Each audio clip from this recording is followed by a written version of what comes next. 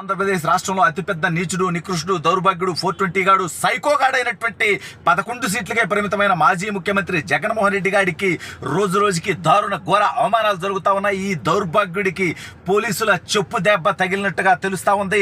అసలు ఈ దౌర్భాగ్యుడు నెల్లూరు జైలుకి వెళ్ళేటువంటి పరిస్థితి ఎందుకు వచ్చింది, ఏం జరిగింది, ఈ దౌర్భాగ్యుడు ఇప్పుడు సడన్ గా నెల్లూరుకు ఎందుకు వస్తున్నాడు, ఏం ఘనకార్యం చేయడానికి వస్తున్నాడు అనేది ఈ వీడియోలో వివరించబోయే ముందుగా ఇప్పటి వరకు మన ఛానల్ సబ్స్క్రైబ్ చేయని వాళ్ళు ఖచ్చితంగా సబ్స్క్రైబ్ చేయండి. ఇక విషయానికి వస్తే జగన్మోహన్ రెడ్డి అనేటువంటి వాడి బతుకు నీచ నికృష్ట బతుకు అనేది మనందరికీ తెలిసినటువంటి విషయమే. ఈ దౌర్భాగ్యుడు ఘోరంగా ఓడిపోయాడు. ప్రజలు చెప్పుతో కొట్టారు. ఈ దౌర్భాగ్యుడు కనిపిస్తే ప్రజలు ఏం చేస్తారు అనేటువంటి భయంతో వీడు పులివెందులు పారిపోయి అక్కడి నుంచి మెల్లగా బెంగుళూరు పారిపోయి దాక్కున్నాడు. ఈ దౌర్భాగ్యుడు వీడి కోట ఆ దౌర్భాగ్యుడి దగ్గరికి ఎవడు పోకూడదంట. ఆడ పెద్ద సెక్యూరిటీ నికృష్టుడికి. అయితే ఈ దౌర్భాగ్యుడు వాళ్ళ నెల్లూరు వస్తా ఉన్నాడు. అంటే వీడు ఓడిపోయిన తర్వాత, వీడు ఘోర అవమానం జరిగిన తర్వాత, ఈ దౌర్భాగ్యుడిని ప్రజలు చేతరించుకున్న తర్వాత ఇప్పుడు నెల్లూరు వస్తా ఉన్నాడు. అయితే ఎక్కడే పోలీసులు వీడిని చెప్పుతో కొట్టకనే రెండో చెంపల మీద చెప్పుతో పెంటది కొట్టినట్టుగా కొట్టారు. ఎందుకు కొట్టారు, ఏం జరిగింది, అసలు నెల్లూరు ఎందుకు వస్తున్నాడు చూస్తే నిజంగా ఎవరన్నా ప్రజలకు అండగా నిలబట్టానుకో, ప్రజా సమస్యలపై మాట్లాడటానికో కాదండి దౌర్భాగ్యుడు నెల్లూరు వచ్చేది.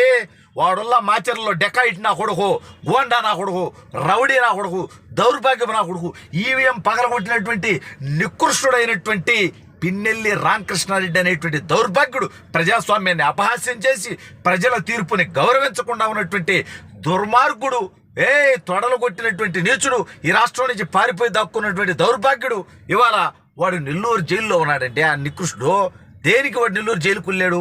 ప్రజల కోసం ఉద్యమం చేసిలేడా? ఈ రాష్ట్ర ప్రజల కోసం, అభివృద్ధి కోసం, సంక్షేమం కోసం జైలుకి వెళ్ళాడా? కాదండి. ఈవీఎం పగలగొట్టి భారతదేశ ప్రజాస్వామ్య వ్యవస్థని అపహాస్యం చేస్తూ, ఎన్నికల వ్యవస్థను అపహాస్యం చేస్తూ ఈవీఎం పగలగొడితే మాచర్లో వీడు చేసినటువంటి అరాచకాల గురించి వేరే సబ్జెక్టు. ఈ దౌర్భాగ్యుడు నెల్లూరు జైల్లో ఉన్నాడు ఇప్పుడు. మరి జగన్మోహన్ రెడ్డి గారు ఎవడు 43,000 కోట్ల ప్రజాధనాన్ని దోచుకొని 16 నెలలు జైల్లో చెప్పకూడదని 10 సంవత్సరాల క్రితం బెయిల్ పైన బయటకు వచ్చి 5 సంవత్సరాలుగా కోర్టుకు వెళ్లకుండా దాక్కుంటూ, అదేమంటే నేను ముఖ్యమంత్రిని బట్టలు నొక్కాలి, బిజీగా ఉంటా, ముఖ్యమంత్రిని వస్తే 60 లక్షలు ఖర్చు అయిద్దని సొల్లుకోతలు చెప్పి 5 సంవత్సరాలుగా కోర్టు మానేశాడు. ఇప్పుడు కోర్టుకు వెళ్ళాలి దౌర్భాగ్యుడు. కనీసం ప్రతిపక్ష నేత కూడా కాదుగా, వీడికి 18 సీట్లు రాలేదుగా, 11 ఈ నీచుడు దాని గురించి కూడా మాట్లాడతాడు. సరే ఈయన్ని చెప్పుతో కొట్టేది ఎక్కడంటే వీడు ఇప్పుడు నెల్లూరు జైలుకి వస్తున్నాడు. దేనికి? ఆ మాచర్ల మాజీ ఎమ్మెల్యే, మాచర్ల డెకాయిట్ నా కొడుకైనటువంటి పిన్నెల్లి రామకృష్ణారెడ్డి గారిని వీడు పరామర్శించడానికి వస్తున్నాడంట జైల్లో. ఎరా సిగ్గులేనుడా, నీదే ఒక జైలు బతుకు, నువ్వే ఒక జైలు రెడ్డివి, నీ బతుకు ఇంకొక జైలు రెడ్డిని పరామర్శిస్తున్నాడు. ఎరా సిగ్గులేనుడా, ఈ రాష్ట్రంలో నిజంగా నీ పార్టీలో ఇబ్బందులు పడిన వాళ్ళు ఉన్నారు. వాస్తవంగా అంటే నా కొడుకులు తప్పుడు పనులే చేశారనుకో, వాళ్ళ తొత్తర్లు ఇప్పుడు తీరుతున్నాయి అనుకో, అది వేరే విషయం. అయితే అక్కడెక్కడికి పోకుండా అంటే ఒక డెకాయిట్ గాడు ఈవీఎం పగలగొట్టి తప్పుడు పని చేసి జైల్లో ఉంటే వాడిని పరామర్శించడానికి వస్తా అంట. అంటే డెకాయిట్ నా కొడుకులు, 420 నా కొడుకులు మొత్తం స్క్రాప్ అంతా జగన్మోహన్ రెడ్డి గారి దగ్గరే ఉంటుంది.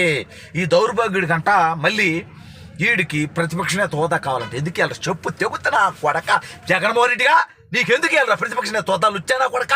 నువ్వు గతంలో మాట్లాడింది ఏంద్రా చంద్రబాబు నాయుడు గారిని ఉద్దేశించి అక్కడి నుంచి 5-6 మందిని లాగేస్తే నీకు ప్రతిపక్ష హోదా ఉండదని, అంటే 18 మంది కంటే ఎమ్మెల్యేలు తక్కువ ఉంటే నీకు ప్రతిపక్ష నేత హోదా ఉండదు అని.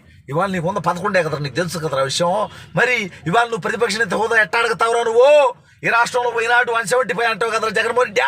అంటే దాని అర్థమైందిరా, ఈ రాష్ట్రంలో ప్రతిపక్షం ఉండకూడదు, ఈ రాష్ట్రంలో తెలుగుదేశం ఉండకూడదు అనే కదా నువ్వు చెప్పింది.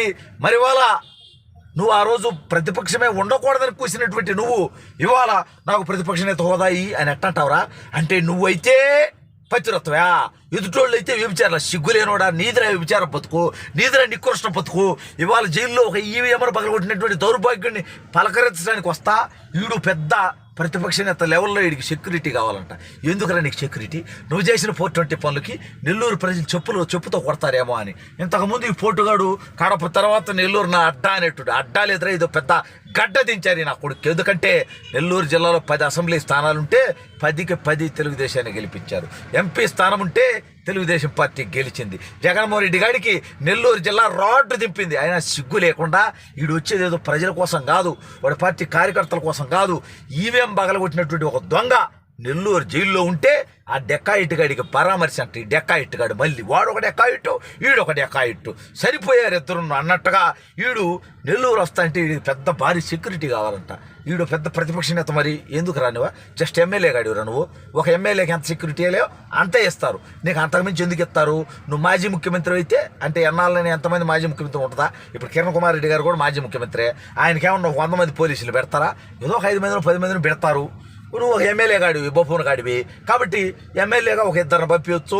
సరే మాజీ ముఖ్యమంత్రి అంటే ఇంకా దానికోసం ఒక 5-6 మందిని పంపిస్తాం. 100 మంది పోలీసులు ఇవ్వాలంటే కుదరతరా అన్నట్టుగా ఏ నుంచి సమాచారం రావడంతో వాడు ప్రైవేట్ సెక్యూరిటీ పెట్టుకుని వాటి ప్రజల దగ్గర నుంచి దోచుకున్నటువంటి డబ్బు లక్షలాది కోట్లు ఉంది. అందుకని దాని నుంచి షిఫ్ట్కు 30 మంది అంటే రోజుకు 90 మందిని వీడు ప్రైవేట్ సెక్యూరిటీని పెట్టుకున్నాడంట.